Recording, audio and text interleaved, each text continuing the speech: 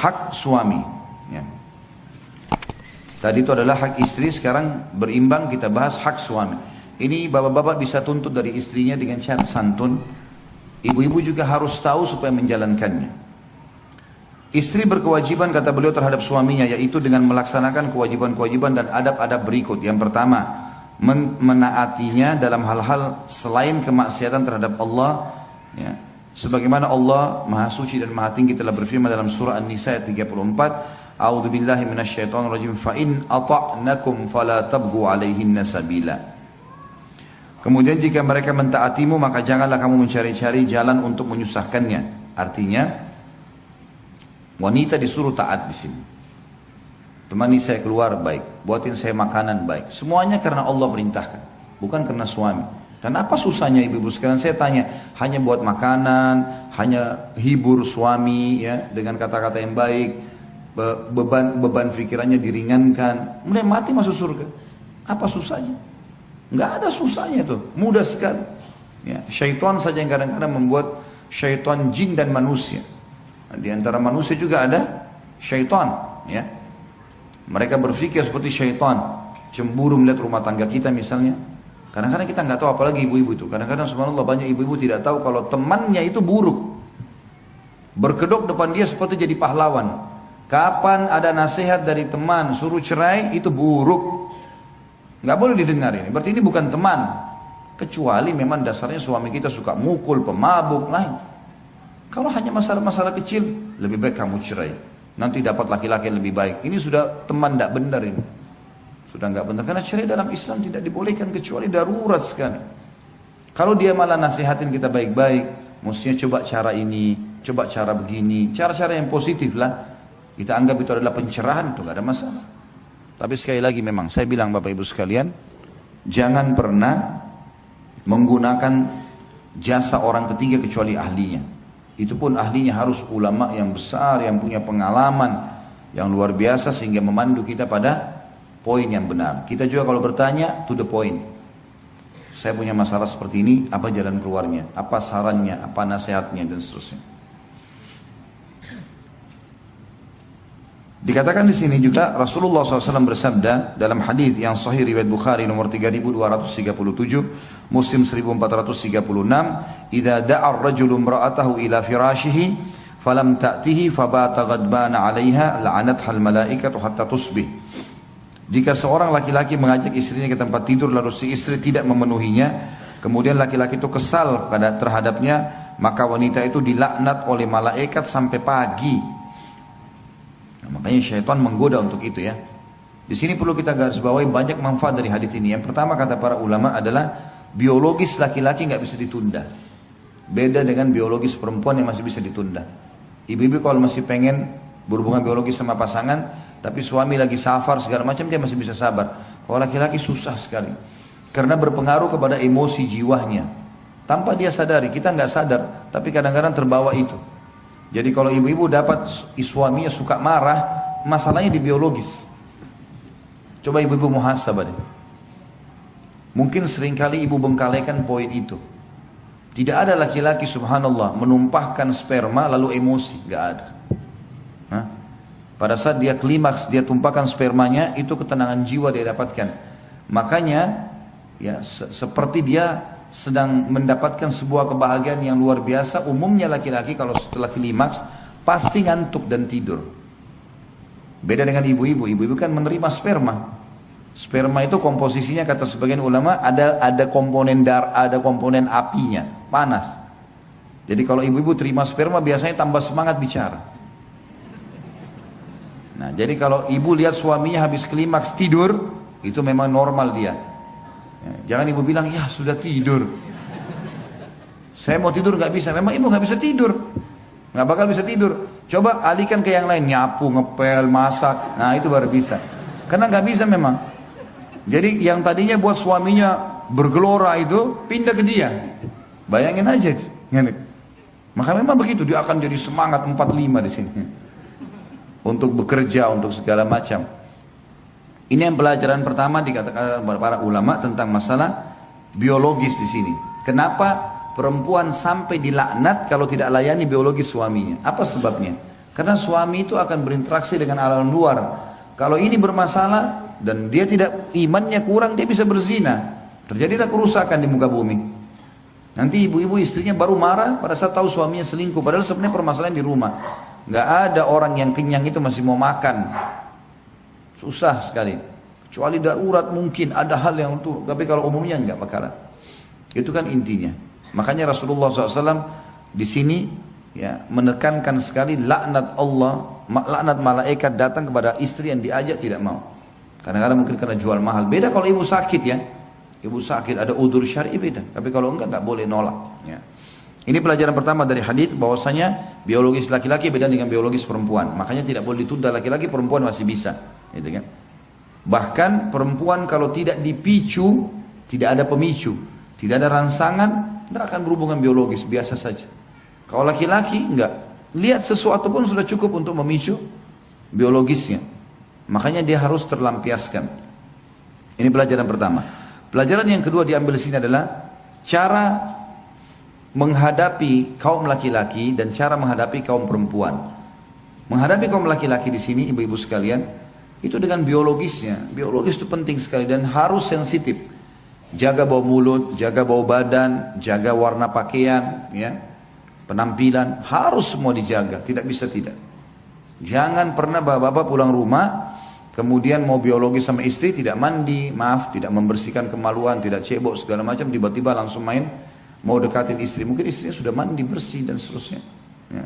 Perempuan juga begitu, ibu-ibu jangan berpikir akan didekati oleh suami kalau memang dasarnya ada bau, sensitif sekali. Bau mulut, bau badan. Kenapa sih nggak pakai minyak wangi? Kenapa nggak kumur-kumur dengan mouthwash? Ada banyak. Sikat gigi sebentar berapa? 1 menit paling, gitu kan?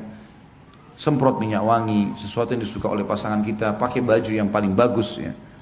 Kadang-kadang subhanallah ada orang menganggap rancu dengan istri atau suami menggunakan baju-baju khusus buat mereka di rumah. Ini keliru. Apa yang membuat pelacur, mohon maaf, punya nilai jual? Ibu-ibu saya tanya, apa yang membuat pelacur punya nilai jual? Penampilan, pakaian, kan itu, wangi.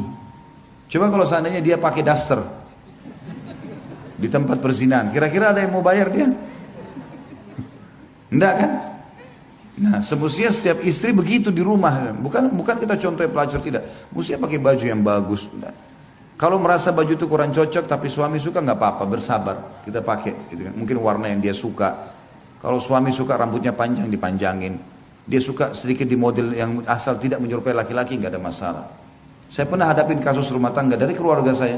15 tahun lebih menikah, mau cerai, puncaknya saya duduk sama suaminya karena suaminya suka rambut panjang. Istrinya nggak suka, selalu mau pendek rambutnya, hanya masalah itu.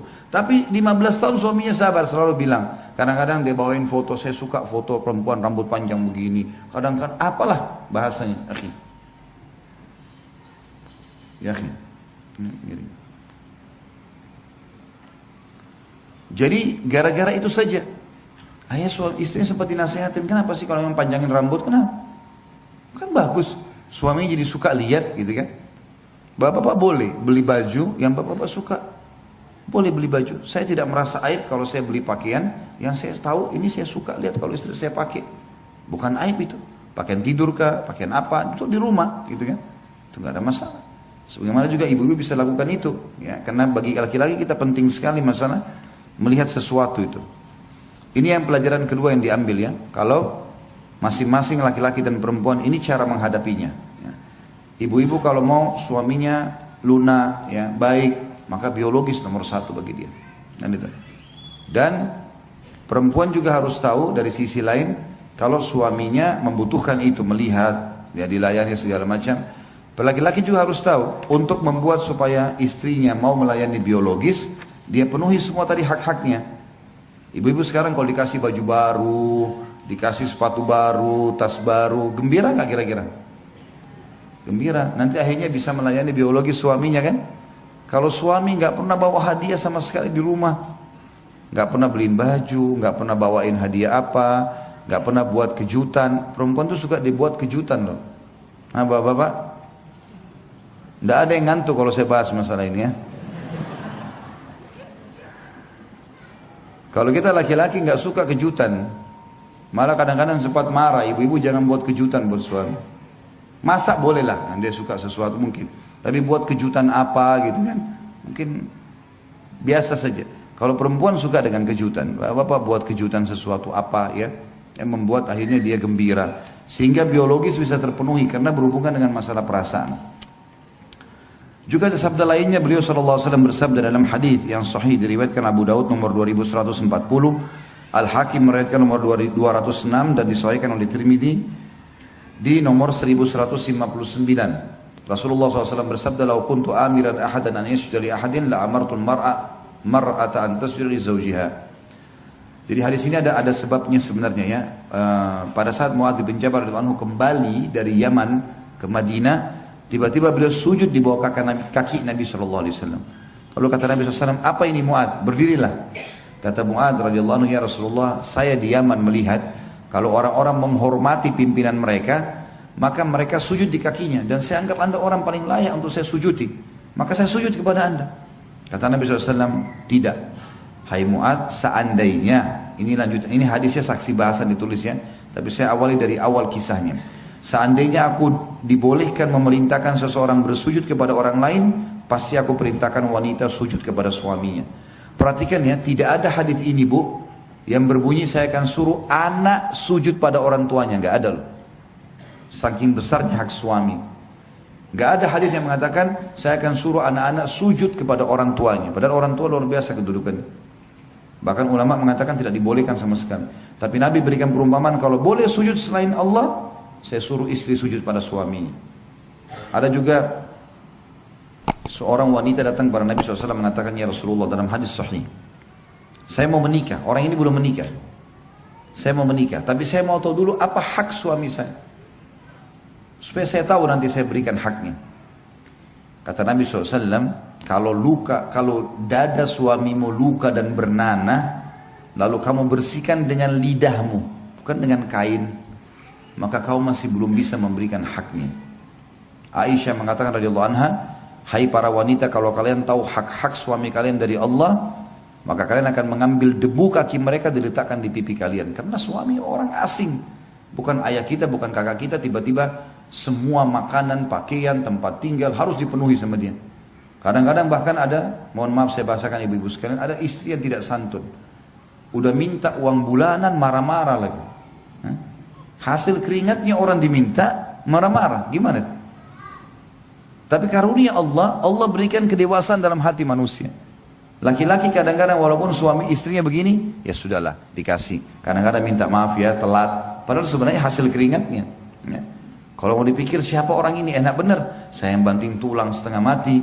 Kadang-kadang dihukum kalau telat. Ya.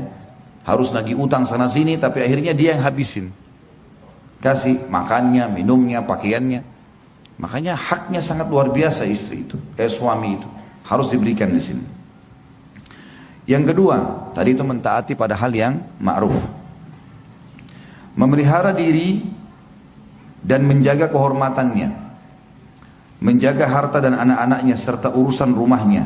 Yang dimaksud dengan menjaga harga diri adalah tidak interaksi sama lawan jenis. Ya. Sudah cukup, tidak ada poliandri dalam Islam. Perempuan tidak boleh punya dua suami, satu suami. Tidak ada poliandri. Poligami bagi laki-laki ada. Tapi poliandri tidak ada. Maka sudah ada suami, selesai. Gak ada lagi laki-laki lain, sudah selesai. Lampiaskan di situ perintah-perintah agama, ya, semua yang dibutuhkan dari lawan jenis, sudah selesai. Sampai meninggal, insya Allah masuk surga.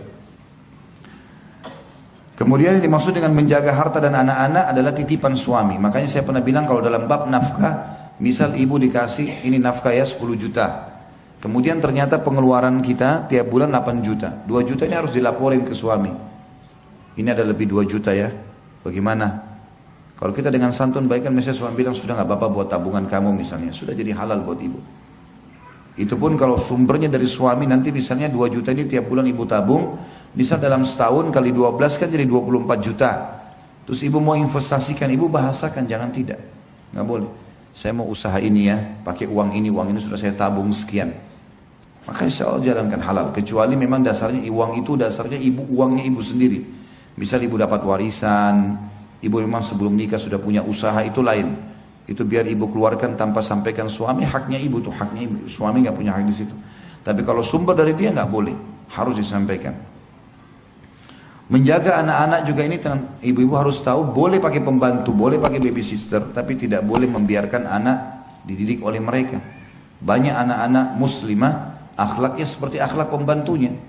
Memang dia tidak pernah urus sama sekali. Bangun tidur, dia tinggal mandi, makan, keluar. Anaknya mana cuma dilihat sebentar. Oh sudah mandi, sudah selesai. Nah bukan itu. Duduk, ajarin kalimat-kalimat yang baik. Duduk, ya, ajarkan agama. Kalau lagi dimandiin sama pembantu, lihat, datang, benar nggak cara mandinya? Mungkin anak kita masih belum bersih cara mandinya. Mungkin dipaksa, gitu kan? Saya pernah temukan anak saya, setiap kali mau mandi, kayak orang yang ketakutan. Ketakutan luar biasa, kayak orang yang stres, trauma. Sampai saya panggil anak saya panggil anak laki-laki saya panggil, sini nak, coba masuk ke kamar mandi, saya coba mandikan. Alhamdulillah saya mandikan sendiri anak saya, umur 3-4 tahun, ya, sama sekali gak nangis. Tapi saya lihat ternyata dia kayak orang trauma. Jadi selama ini kalau dimandikan oleh teman yang membantu di rumah ini, itu sering dipaksa, ditutup itu kamar mandi dipaksa, disiramin langsung, kadang-kadang gak nafas. Dia trauma dengan itu. Lihat kalau orang tuanya tidak awasin, saya bilang sama istri saya, lihat tuh, bahayanya kalau kita cuma biarkan saja, gitu kan? Dia mandi sama saya nggak trauma sama sekali, dan saya lihat sendiri waktu saya mau siram kepalanya kayak orang ketakutan, nggak mau. Saya kasih dia timba, mandi sendiri nak, lihat nih caranya mandi. Akhirnya dia bisa. Sekarang alhamdulillah sudah baik, dan saya dudukin akhirnya saya bicara baik sama muslimah ini, saudari kita, hati-hati kalau anak-anak ini jangan sampai salah pendidikan. Nah ini kebanyakan perempuan yang lupa, ya, atau melepaskan begitu saja anaknya, dia tidak punya keterlibatan di situ. Ini salah juga ya, karena anak-anak adalah aset amal jariah. Tapi sekali lagi boleh pakai tenaga yang membantu. Serta seluruh urusan rumah di sini, kebersihan, kerapian. Hal ini berdasarkan firman Allah Taala dalam surah An-Nisa ayat 34. A'udzubillahi minasyaitonirrajim. Fas-salihatu qanitatun hafidatun lil ghaibi bima hafidallah. Sebab itu maka wanita yang salihah ialah yang taat kepada Allah, lagi memelihara diri ketika suaminya tidak ada, oleh karena Allah telah memelihara mereka. Perselingkuhan ini bahaya sekali, ya, apalagi kalau terjadi dari kaum wanita, gitu kan? Rasulullah SAW juga bersabda dalam hadis yang sahih diriwayatkan Bukhari nomor 893, Imam Muslim 1829. Wal mar'atu ra'iyatun ala baiti zawjiha wa waladihi. Dan wanita adalah pemimpin di rumah suaminya, maksudnya bertanggung jawab terhadap rumah suaminya dan anak-anaknya. Juga sabda Nabi SAW di dalam hadis yang diriwayatkan Tirmidzi nomor 1163, fahakkuhum alaihinna alla yuti'na furushakum man takrahuna wa la ya'dhanna fi buyutikum liman takrahun. Maka hak kalian terhadap para istri kalian adalah agar tidak mengizinkan, ya, orang yang tidak kalian sukai meniduri tempat tidur kalian, dan tidak mengizinkan orang yang tidak kalian sukai masuk ke dalam rumah kalian. Tentu semua laki-laki yang berusaha berinteraksi sama istri kita yang bukan mahram, tentu kita tidak senang. Otomatis seperti itu, larangan mutlak. Ya. Karena bagaimana seorang istri, ranjangnya suami yang beli, lemarinya, listrik rumahnya, suaminya yang bayar, lalu dia masukkan laki-laki lain di situ. Dari mana adab dan tata keramanya ini? Tidak mungkin. Ya. Haram dalam Islam itu. Ataupun dia berselingkuh di luar, nggak mungkin. Ya. Dan ini was-was syaitan, kadang-kadang membuat sebagian wanita dikuasai syaitan. Padahal sebenarnya suaminya sudah bisa penuhi dia. Sama halnya kalau suami punya kekurangan dalam masalah biologis, misalnya ejakulasi dini dalam masalah biologis, kita bisa terapi kok itu. Kita bisa bantu suami. Kita bisa membantunya, gitu kan? Supaya pikiran dia tidak berfokus ke situ, dan itu bisa saja kita lakukan, ya. Itu ada tentu tata cara sendiri dan bisa konsultasi sama teman-teman medis dalam masalah ini. Yang ketiga, tetap tinggal di rumah suaminya sehingga tidak keluar ke rumah kecuali dengan izin dan kerelaannya, yang disertai dengan menundukkan pandangan, merendahkan suara, menahan diri dari berbuat buruk, memelihara lisan dari perkataan kotor dan jorok, serta senantiasa memperlakukan kerabat suami dengan baik sebagaimana sikap suami terhadap mereka. Karena tidaklah seorang istri dianggap telah berbuat baik terhadap suaminya jika ia berbuat buruk terhadap orang tua dan kerabat suaminya. Allah berfirman di dalam surah Al-Ahzab ayat 33, A'udzu billahi minasyaitonir rajim wa qarna fi buyutikunna wa la tabarrujna tabarrujal jahiliyatil ula. Al-ayah. Dan hendaklah kamu para wanita tetap di rumah kalian atau di rumahmu, dan janganlah kamu berhias dan bertingkah laku seperti orang jahiliyah dahulu. Orang jahiliyah itu di Mekah, kalau mereka di rumah mereka bajunya berantakan. Kalau mereka keluar rumah dandanannya luar biasa. Ini dianggap dengan tradisi jahiliyah. Kalau kita balik sekarang, di rumah justru silakan menor, silakan indah, silakan cantik, silakan rapi. Di luar malah harusnya biasa-biasa, jangan jadi fitnah buat orang. Ini perintah Allah dalam surah Al-Ahzab. Dalam surah Al-Ahzab juga ayat 32 Allah berfirman, A'udzu billahi minasyaitonir rajim, fala takhda'na bil qawli fayatma'a alladhi fi qalbihi marad. Al-ayah. Dan jangan juga kamu tunduk dalam berbicara sehingga berkeinginanlah. Sebenarnya bukan tunduk ini, takhda'na bil qaul artinya perkataan yang suaranya sengaja dimanja-manjakan. Ya. Ini yang dilarang dalam Al-Quran. Jadi kalau bicara ada penting, misalnya lagi belanja di pasar atau segala macam, saya mau beli ini pak, saya mau beli ini, to the point, gitu. Ya. Gak usah mutar-mutar, ayamnya ini beli di mana pak, ya. Ini kapan disembelih, gitu kan? Berapa ekor bapak jual sehari, untuk apa? Ya. Untuk apa banyak bertanya ini? Apalagi kalau menggunakan kata-kata yang tidak benar, ya, kata-kata yang bisa mengundang syahwat.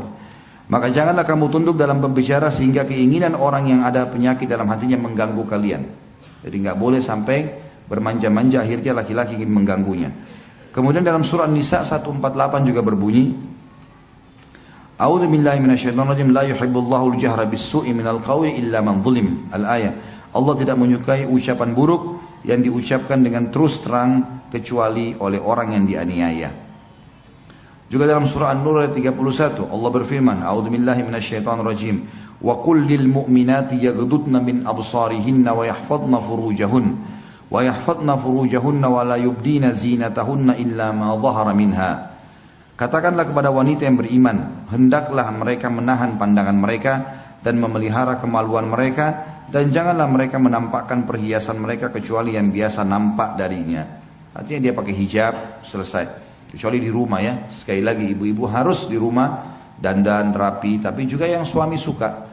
Kalau suami ibu bilang, saya lebih suka alami, nggak usah pakai kosmetik, ya sudah nggak apa-apa, jangan dipakai di depan dia, ya, terserah dia, gitu kan. Kalau dia suka yang begini nggak masalah, yang penting yang membuat dia nyaman itu sudah cukup. Karena memang dandanan ibu cuma boleh buat dia, yang lain tidak boleh, gitu kan. Kemudian Nabi SAW bersabda, khairun nisa'i allati idza nadarta ilaiha sarratka wa idza amartaha ata'atka wa idza ghibta anha hafidhatka fi nafsiha wa malik. Hadis ini hadis sahih riwayat Tabarani. Sebaik-baik wanita atau istri adalah yang apabila engkau memandangnya maka ia membuatmu merasa senang. Tatapan matanya syahdu, lisannya santun, ya, rambutnya rapi, badannya wangi, itu semua yang dimaksud di sini. Sebaik-baik istri dalam riwayatnya dikatakan wanita ahli surga. Yang kalau kau memandang kepadanya maka membuatmu merasa senang. Jadi ibu-ibu kalau dilihat sering ngomong dan suaminya tidak lihat ke dia maka muhasabah. Ya. Mungkin memang dia pakai baju warna yang suaminya tidak suka, gitu. Ya. Saya tahu pernah ada keluhan yang sampai kepada saya dari beberapa ikhwah, dia nggak suka dengan warna itu tapi istrinya suka pakai. Memang dia tidak suka, secara alami dia nggak suka memandang itu, tapi suka dipakai terus, gitu.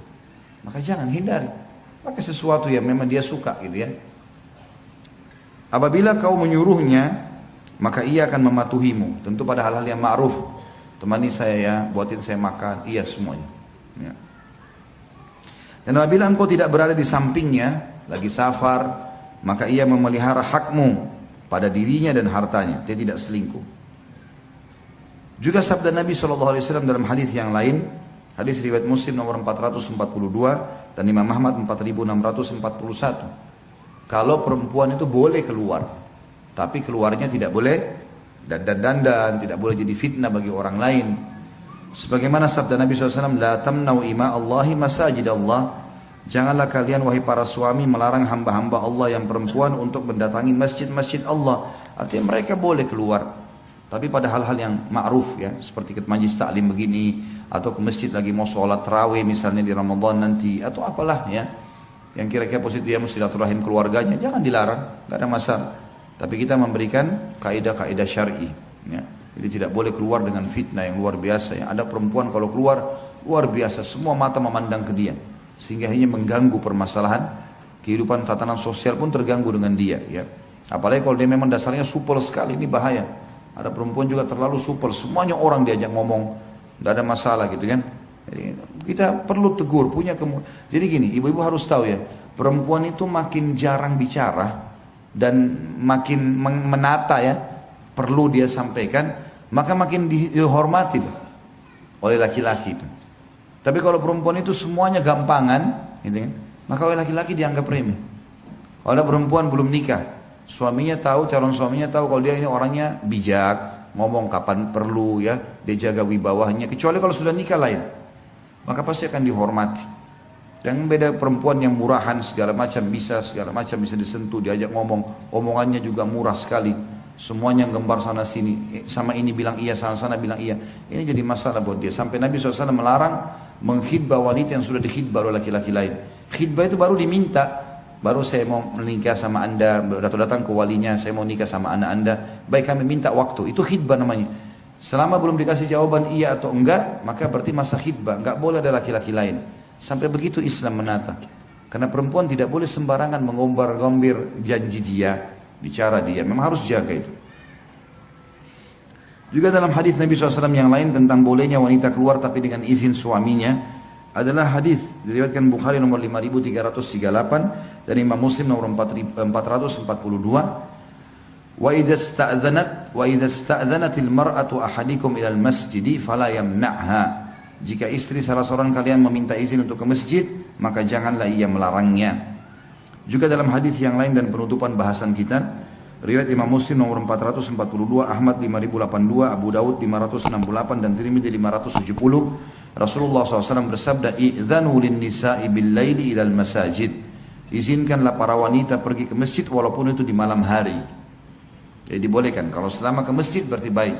Sebagian ulama hadis mengatakan dimaksud dengan masjid adalah masjid secara umum. Memang dia mau datang untuk aktivitas masjid ya, pengajian, sholat, tidak ada masalah. Tapi kalau dia datang, masuk dalamnya juga kalau dia pergi kepada hal yang positif, kayak silaturahim keluarga, ngumpul-ngumpul sama para wanita salihah di waktu tertentu, tentu tidak setiap saat, makanya juga masuk di dalamnya dianjurkan untuk dilakukan. Ya, Allahu a'lam. Sampai sini bahasan kita, silakan kalau ada yang mau bertanya dan tentu sesuai dengan tema. Masya Allah, la hawla wa la quwwata illa billah. Saking banyaknya masalah dan orang yang bermasalah konsultasi sama dokter kejiwaan. Baiklah, jangan tersinggung ya, saya cuma bercanda tadi. 2 bulan kenal suami saya, disuruh menikah sama orang tua karena almarhum orang tua sangat mengerti agama. Saya sudah menikah 11 tahun. Dari awal menikah sampai sekarang saya selalu dianiaya lahir batin. KDRT, penghinaan, tidak ada nafkah batin dalam setahun kalau tidak diminta. Selalu selingkuh, berbohong, tidak berbuat. Apa ini? Soal apa ya? Tidak, mungkin terbuka soal keuangan ya. Misal gaji 40 juta tapi cuma bilang 10 juta. Sampai dia kongsi bangun usaha sama adiknya sampai 5 tahun sudah berjalan, saya tidak tahu sama sekali apakah dibagi hasilnya. Terakhir awal Januari kemarin suami menganiaya saya lagi hingga badan biru semua. Dan saya lapor polisi karena saya sangat sakit hati sekali. Bersambung. Baik. Tapi akhirnya saya lihat anak, apa ini? Akhirnya saya lihat anak lagi dan cabut lagi LP yang udah 3 kali ini. Karena kasihan sama anak, tapi dia juga nggak berubah. Terakhir apa ini? Dia mengatakan dengan lisannya yang tegas, gue ceraikan lu sekarang juga.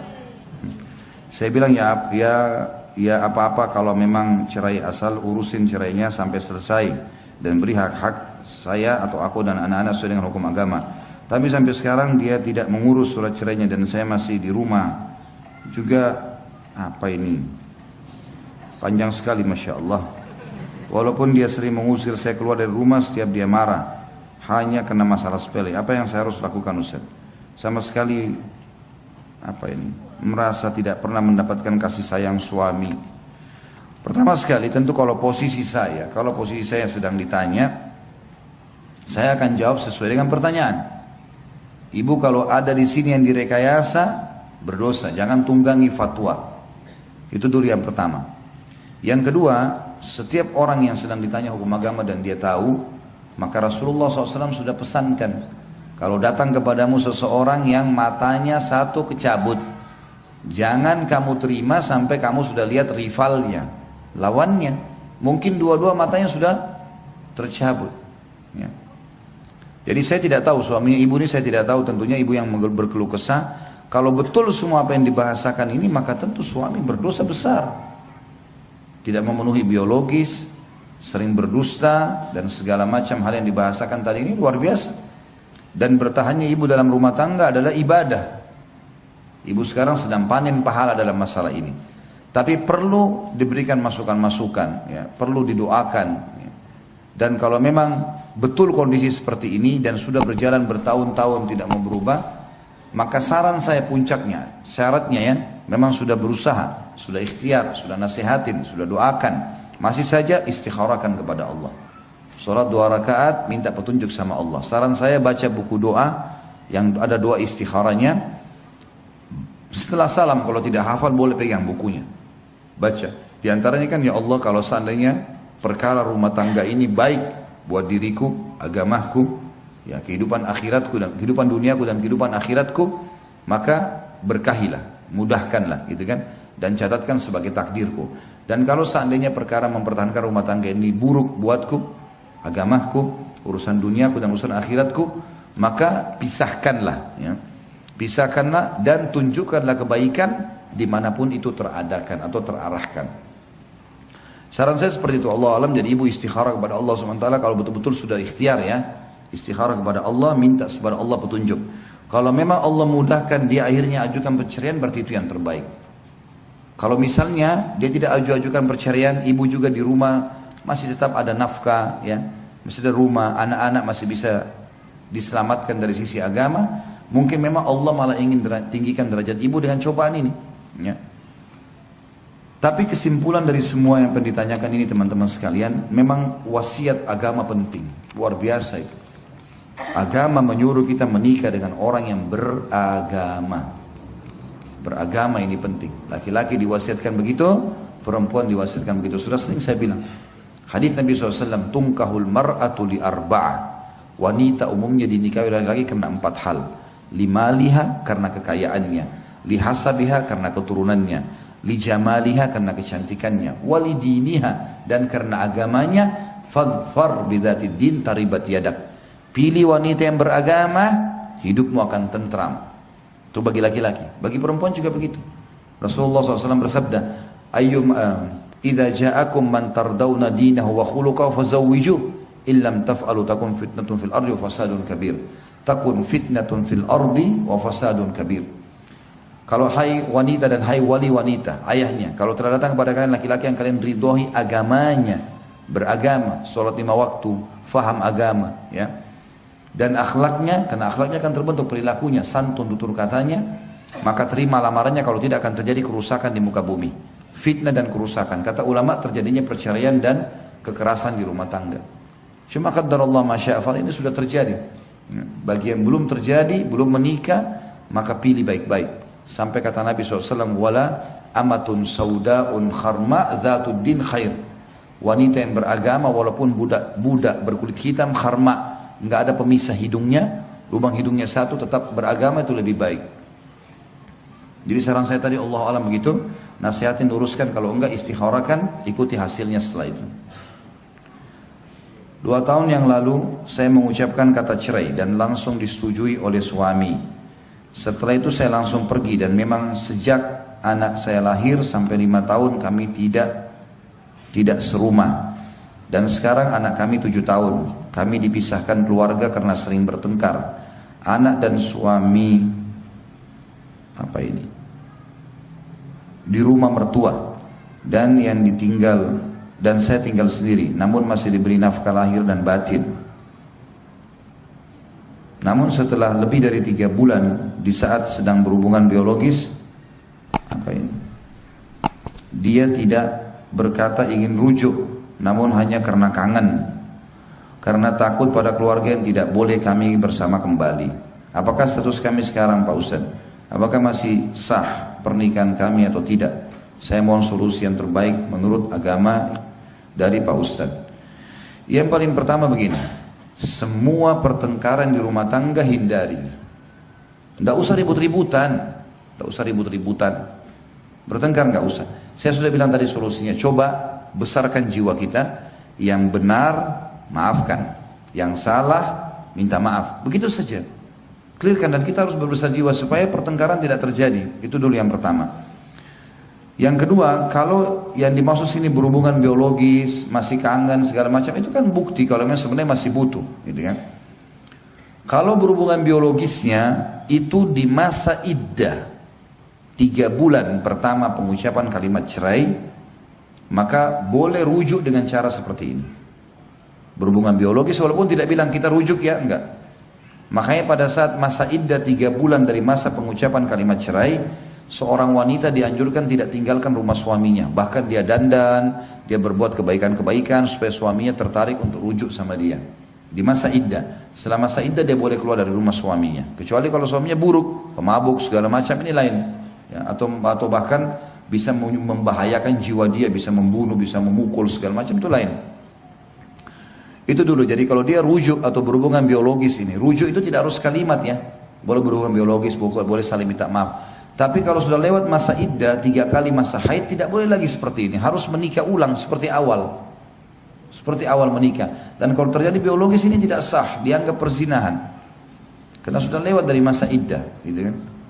Ya, saya tidak tahu ibu ini sudah berapa lama berpisah tidak serumah, atau sejak kapan pengucapan kalimat cerai. Kalau tidak ada pengucapan kalimat cerai berarti walaupun tidak serumah status suami istri masih berjalan. Tapi kalau ada pengucapan kalimat cerai dari suami, maka otomatis seperti tadi hukumnya. Tapi kalau di sini ibu lihat anaknya, ya sudah 2 tahun ya sini kayaknya. Dari 5 tahun anaknya sampai umur 7 tahun anaknya. Kami dipisahkan keluarga karena sering bertengkar. Berarti memang belum ada kalimat cerai dari suami. Berarti ibu masih status istri. Suami datang temuin ibu, biologis segala macam masih halal, nggak ada masalah. Yang terakhir Bapak Ibu sekalian, saya sudah bilang jangan libatkan orang ketiga dalam rumah tangga, termasuk keluarga itu. Ini sudah rumit memang kalau keluarga sudah ikut campur. Kita sering cerita sama orang tua, cerita sama kakak, akhirnya mereka terbawa emosi. Dan seperti ini, sebenarnya masih saling sayang, akhirnya nggak bisa kumpul, sembunyi-sembunyi. Saran saya terang-terangan, sampaikan kepada keluarga sekarang baikan, sama-sama rangkul suami, ibu rangkul suami, bilang kita baikan, kita baik-baik, kita jaga ini semua hubungan dengan Allah, karena Allah. Apa yang kurang dari saya ingatkan, apa yang kurang dari kamu saya juga akan ingatkan. Agama jadikan landasan. Lalu kita terang-terangan sampaikan ke keluarga, kalau kami akan kumpul kembali, udah selesai. Gitu kan? Jadi tidak usah sembunyi-sembunyi, karena ini bukan masalah yang haram kok. Belum terjadi perceraian.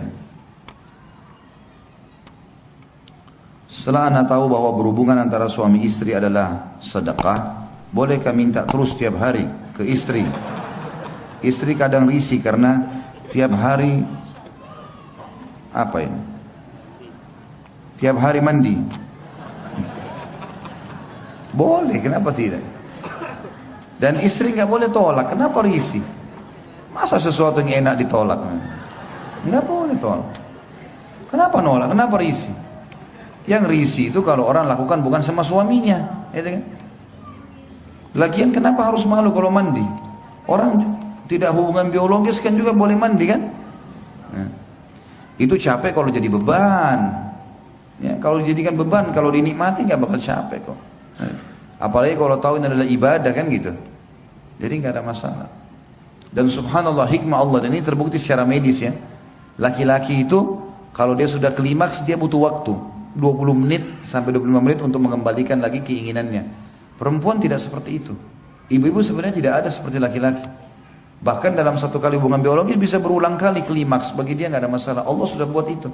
Makanya dia layani suaminya berulang-ulang pun dia tidak ada masalah bagi sebenarnya. Sebenarnya perempuan tidak akan ada masalah. Laki-laki justru ada masalah. Karena dia butuh waktu untuk menghidupkan kembali syahwatnya. Itu penelitian 20 menit loh. Tidak mudah. Yang butuh waktu untuk itu. Ya. Jadi sekarang saya nggak usah malu, untuk apa risih. Ya. Saya sedang hamil 2 bulan, anak kedua. Akhir-akhir ini saya selalu merasa kesal jika suami mendekati saya. Saya pun tidak mau memenuhi kebutuhan biologi suami. Orang tua saya mengatakan mungkin karena bawaan sedang hamil. Apakah saya berdosa, Ustaz? Ada saran saya di sini, resep buat ibu-ibu supaya tidak punya masalah kalau hamil. Mau nggak? Hah? Ya nenek-nenek sudah nggak mau memang. Saya tahu pasti nggak mau nenek-nenek. Jadi gini, kebanyakan orang itu dia selalu ngidam, mau mangga mudah lah, mau sop ayam yang ada di Lamongan, padahal dia di Jakarta, mau bubur Manado yang di Manado. Wah, ini tidak mau lihat suami, nggak mau lihat cahaya. Tahu apa sebabnya ini? Ini sugesti diri. Jadi kadang-kadang waktu ibu masih gadis, ini saya bahasakan ke istri saya. Ini kadang-kadang waktu masih gadis, mungkin ibu kita sama teman-temannya lagi ngobrol. Saya kalau ngidam, tidak mau lihat suami saya. Kita nggak sadar sedang rekam itu sebenarnya. Saya nggak mau lihat cahaya. Saya pengen mangga ini, saya pengen begini. Akhirnya terekam. Terekam itu, dan itu akhirnya pada saat hamil tanpa disadari jadi masalah. Jadi masalah, gitu kan? Jadi ini semestinya bisa diobati secara kejiwaan. Walaupun kalau muncul, kalau sudah muncul memang pengen sekali, gak ada masalah. Boleh kita bahasakan ke suami. Ya. Dan ini harus dibahasakan baik-baik. Terutama kalau sensitif, seperti masalah biologis sensitif memang. Karena suami kadang-kadang tidak bisa mengerti masalah itu. Bukan karena dia ya. Karena kejiwaannya memang gak bisa. Dia gak bisa membendung itu. Masuk kepada pikiran, masuk kepada perasaan, masuk ke segala macam emosional gitu kan. Saran saya yang pertama, ibu tentunya konsultasikan kepada teman-teman medis. Mungkin ada obat-obat yang bisa dikonsumsi, anti mual atau apalah yang bisa membuat kita akhirnya hilang dari perasaan-perasaan ini. Yang lain adalah yang kedua, saran saya tadi, sugesti. Coba sekarang bilang dalam diri ibu sendiri, saya nggak masalah. Saya kalau ada makanan saya makan nggak masalah. Saya suka dekat dengan suami saya. Jadi harus bahasanya seperti itu. Sehingga dalam jiwa kita, di mindset kita yang sudah terekam tidak benar ini dulu bisa tergantikan dengan yang baik gitu ya. Ini poin ya, yang mungkin Allah alam yang saya bisa kasih masukan. Kalau misal pun ibu datang perasaan, dan banyak isti'adzah kepada Allah ya, karena tidak melayani suami ini dari syaitan biasanya. Kalau misalnya sudah konsul sama medis tadi, poin pertama ternyata memang ada hormon tertentu yang ibu miliki, mungkin tidak umumnya pada wanita, dan itu memang membuat perasaan tidak mau berhubungan biologis. Tentu pada saat konsul sama dokter, ajak suami. Jadi ibu tenang, suami juga tenang. Memang ibu istri, misalnya dokter bilang memang istrinya bapak ini begini keadaannya, mungkin bisa dimengerti. Insya Allah kan dengan konsul sama dokter dia bisa paham. Atau mungkin ibu yang dibahasakan, indah bu, ini cuma sugesti ibu, nggak apa-apa, ibu biologis nggak apa-apa. Kita tahu wanita hamil nggak ada masalah dengan biologis. Itu cuma keyakinan orang Yahudi ya. Makanya pernah di zaman Nabi SAW terjadi, orang-orang Yahudi menyebarkan berita kalau wanita hamil tidak boleh digauli, dan kalau digauli anaknya bisa juling. Begitu keyakinan orang Yahudi di Madinah. Maka sampai ke telinga Nabi SAW, maka Nabi SAW mengatakan itu tidak benar, dan boleh wanita hamil itu digauli, tidak ada masalah. Tidak akan berpengaruh sama sekali. Oh nanti keguguran, enggak akan keguguran. Kuasa Allah SWT itu ya. Tidak ada hubungannya sama sekali. Bagaimana bila seorang suami yang menggunakan uang kartu kredit atau KTK, tapi saya tidak pernah memakai uang itu, dan saya disuruh bayar utang-utang dia. Setelah saya bayar, dia menambah lagi utang ribanya. Akhirnya saya memutuskan untuk berpisah. Suami minta dibayar kalau dia harus berpisah, saya harus bayar dia 1/4 miliar. Saya bayarkan apa yang dia minta. Bagaimana dengan sikap saya? Saya selalu minta maaf tapi dia tidak mau memaafkan. Saya ikhlas merawat ketiga anak saya karena beliau tidak menafkahi anak-anak. Ini sebenarnya masalahnya hampir sama ya, masalah sama. Karena dasarnya dari awal suaminya bukan orang yang beragama atau istrinya bukan orang yang beragama. Itu dulu poin. Makanya saya selalu wasiatkan, dan ini kalau bapak ibu sudah alamin, jangan kasih anak-anak lagi mengalami hal yang sama, kesian. Jadi mereka harus dapat pasangan yang beragama. Ciri-cirinya itu ibu-ibu kalau mau cari anak mantu yang baik, kalau azan lihat di masjid tuh yang di saf-saf pertama itu. Nah, itu orang-orang yang baik tuh. Azan memenuhi haknya Allah. Dia selalu di situ baca Al-Quran, ya. Orang-orang yang agamis, ketahuan didengar oleh tetangga-tangganya orang ini baik, itu yang kita jadikan anak mantu. Begitu pula laki-laki yang mau nikah, anak-anak kita laki-laki nikah dengan wanita-wanita yang sudah hadir di majelis ilmu, pakai hijab syar'i, nama keluarganya baik, itu memang harus, ya. Itu dulu poin. Kalau bahasan ini adalah kita mau tahu dulu, ibu ini sebenarnya membayarkan utang suaminya dari uang suami atau ibu yang disuruh bayar pakai uangnya ibu. Kalau utang uang suami dia suruh bayar, bayar saja, nggak ada masalah. Dia titipin, ini bayarin ya utang saya di sana, pakai aja bayarin, nggak ada masalah. Walaupun itu adalah masalah riba, karena kan dia membayar, dia menyelesaikan. Masalah dia buka pintu riba, baru nasihatin. Kalau itu nggak boleh, ya, nggak boleh. Sampaikan, kirimkan kepada dia ceramah-ceramah tentang masalah riba. Kumpulkan artikel-artikel yang jelas, letakkan di meja kerjanya, biar dia ini ya, maaf ya, saya bukan menyinggung, tapi coba baca. Siapa tahu bisa menambah wacana. Saya bukan menggurui ya. Insya Allah kalau santun suami bisa terima kok. Kalau kita lempar, nih baca masalah riba haram tuh, masuk neraka kalau kau nggak mau dengar. Nah lain. Ini sama tadi di awal saya bilang menantang ini. Ya. Suaminya pasti spontan nolak. Tapi kalau taruh santun di atas meja kerjanya ini ya, saya dapat artikel, siapa tahu berguna. Ini masalah riba loh. Saya khawatir saja jangan sampai kita sekeluarga ada masalah. Saya nggak guruin ya. Mau dibaca, alhamdulillah, nggak dibaca juga nggak masalah. Contoh. Kalau yang dimaksud sini ibu disuruh baca, bayar pakai uangnya, ibu punya hak untuk tidak bayar. Jangan mau dipaksa, nggak apa-apa. Saya punya utang sekian, kamu harus bayar pakai uangmu. Oh nggak ada urusannya, gimana cara? Kecuali memang uang dititip. Ibu nggak punya kewajiban untuk itu, dan ibu tidak usah kerjakan yang bukan kewajiban. Biar dia mau marah, terserah dia mau marah, nggak ada masalah. Kan bukan kewajiban saya, yang utang kan kamu. Baik, kamu kan juga makan? Enggak, saya nggak makan. Kan tadi dikatakan saya nggak makan kan? Saya nggak ambil hari itu. Kalaupun misalnya dia berutang sama orang, kemudian utang itu dipakai beliin rumah, pakai beliin segala, memang kewajiban dia, bukan kewajiban ibu. Dia kan harus siapin nafkah. Ibu nggak harus bayar. Dan ini unik juga ini. Pada saat mau cerai, suaminya minta dibayar 1/4 miliar. Ini suami bagaimana model pikirannya? Saya bingung gitu ya. Semoga Allah kasih hidayah. Mestinya nggak boleh sama sekali. Malu laki-laki minta uang sama istri itu. Mana wibawahnya? Nggak boleh sama sekali teman-teman sekalian. Jangan pernah ucapin pada istri, berikan saya uang. Aib besar itu. Nggak boleh, kita yang disuruh nafkahi mereka. Dan tidak ada laki-laki yang dibiayai sama istrinya kecuali akan terhina depan istrinya. Itu nggak bisa. Biar istri kita orang kaya, kita mampu, kita cuma pas-pasan, tetap maaf ya, nafkah dari saya. Makan hasil keringat saya, punya harga diri. Kalau istri yang mengatakan, baiklah, tapi mungkin saya beli makanan juga, silakan beli, tapi nafkah dari saya. Saya cuma mampu beli nasi uduk 1 bungkus, makan, itu nafkah saya. Tidak apa-apa, jadi punya harga diri. Istrinya juga segan sama dia kan. Kalau ini seperti ini bahaya sekali, ngancam-ngancam segala macam ini, Allahu alam. Dan ini saran saya adalah sama tadi ya, poin yang pertama, kalau itu uang dari suami, bayarkan utangnya. Kalau itu uang ibu disuruh bayar utang dia, jangan bayar, itu haknya ibu. Itu yang pertama. Yang kedua, kalau kasus sudah seperti ini, apalagi sudah bicara masalah pisah, maka selalu saya katakan istikharah lah. Salat 2 rakaat, minta petunjuk kepada Allah Subhanahu Wa Taala agar Allah berikan jawaban, ini dipertahankan atau tidak. Kalau yang lain sudah nggak ada lagi jawabannya. Banyak sekali, Masya Allah ini. Bolehkah membaca atau membuka HP suami tanpa seizinnya? Tidak boleh. Jangan ambil tugasnya malaikat. Untuk apa? Hah? Pusing-pusingin diri untuk apa ibu-ibu? Tidak usah. Tidak perlu penasaran. Tidak perlu. Dalam Islam tidak ada kata-kata penasaran. Tidak perlu. Kalau kemungkaran kelihatan depan mata, kita lihat dia jalan sama perempuan bukan mahramnya, nah itu kita wajib ingkar mungkar. Kalau nggak kelihatan, bukan urusan kita, jangan korek ini. Sibukkan diri dengan ibadah, tidak ada waktu Bapak Ibu sekalian. Ada waktu kita ini untuk ngurus. Bayangkan tersitanya waktu kita kalau kita sibuk mengetahui apa yang pasangan kita lakukan 24 jam.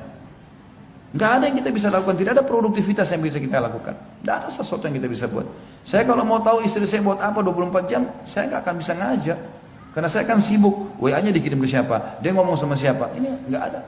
Allah yang ciptakan, dia mengawasi. Saya bilang sama istri saya nggak periksa HP kamu ya. Allah ada, hati-hati. Sebagaimana saya tidak mau juga HP saya diperiksa. Kita saling percaya, selesai. Kalau kelihatan kemungkaran depan mata baru kita luruskan, kalau enggak. Saya nggak mau pusing, dan ibu bapak sekalian juga jangan pusing, nggak usah. Ada malaikat tidak pernah tidur 24 jam. Catat kebaikan, catat keburukan. Yang di langit hukum, bukan kita. Nggak usah sibukkan diri dengan itu. Dan ingat, kalau kita baik, Allah juga buat pasangan kita baik. Kalau kita buruk, Allah buat pasangan kita buruk. Kan sabda Nabi SAW jelas. Kata Nabi SAW, kalau berbaktilah pada kedua orang tua kalian, Allah akan karuniakan kalian anak-anak yang berbakti dengan kalian. Jaga kehormatan, kesucian, kemaluan kalian. Jangan selingkuh. Allah akan jaga juga kesucian pasangan kalian. Allah jaga dengan hikmahnya. Maka kita harus muhasabah mulai dari kita. Sama dengan kasus pemimpin yang zalim dalam bahasan kepemimpinan kan gitu. Kalau kita masyarakat baik, Allah kasih pemimpin yang baik. Tolak ukurnya itu kata ulama. Kalau pemimpinnya buruk berarti ada masalah dengan kita sebagai masyarakat. Kita yang jadi masalah. Muhasabahnya di situ. Kita muhasabah diri kita sendiri. Allahu alam. Jadi saran saya nggak usah bu. Ya. Mau kata penasaran kah, mau cari tahu kah, nggak usah. Kalau depan mata kita begitu. Sama juga saya sarankan ibu-ibu kalau mau tenang hidup, nggak usah kalau suaminya datang nggak cerita apa-apa, nggak usah bilang kok kamu nggak cerita apa-apa, ada apa sih? Nggak perlu. Dia cerita kita dengar, nggak cerita ya sudah. Banyak kegiatan yang lain kan. Bisa baca buku, bisa segala macam. Kita ceritakan ke dia. Anak-anak begini, tadi ada tamu, tadi ada begini. Nah, sebatas itu. Maka hidup akan tenang. Memang yang merumutkan masalah kehidupan kita ini karena begitu. Terlalu banyak mencampuri hal-hal yang berhubungan dengan pasangan yang memang tidak ada hubungannya sama kita sama sekali. Allahu a'lam bishawab. Sampai sini saya Bapak Ibu sekalian karena sudah jam 11 lewat dan saya harus mengantar ayah saya ke bandara. Beliau lagi datang kebetulan dari Makassar. Dan sebelum saya tutup juga, tentu saya harap teman-teman jangan terlalu mudah menyebarkan informasi kalau belum memastikan ya. Kemarin saya ditanya sama teman-teman tim, Ustadz memang ibunya Ustadz meninggal, gitu kan? Ada banyak tersebar di WA, ibunya Ustadz Khalid Basalamah meninggal. Ibu saya meninggal tahun 1979. Saya masih 4 tahun. Sudah lama meninggal. Saya bilang sama teman-teman tim, kok ibu saya sudah meninggal lama baru sekarang mau ditahu ya? Ayah saya alhamdulillah menikah lagi, ada pasangan beliau dan ibu saya anggap ibu saya dan ada beliau di Jakarta dan akan berangkat hari ini ke Makassar. Jadi nggak ada. Tapi sudah diekspos di mana-mana. Ini harus hati-hati terima berita seperti ini, gitu kan? Sama juga informasi saya akan menemani ayah saya ke bandara, bukan saya yang ke Makassar ini. Ya. Tadi sudah ada berita begitu, katanya mau ke Makassar gitu. Padahal sebenarnya tidak. Allahu a'lam. Jadi kita harus lebih hati-hati, apalagi sebarin berita sebelum tabayun, tidak boleh. Yang begitu saya Bapak Ibu sekalian, subhanakallahumma bihamdika, asyhadu an la ilaha illa anta astaghfiruka wa atubu ilaik. Wassalamualaikum warahmatullahi wabarakatuh.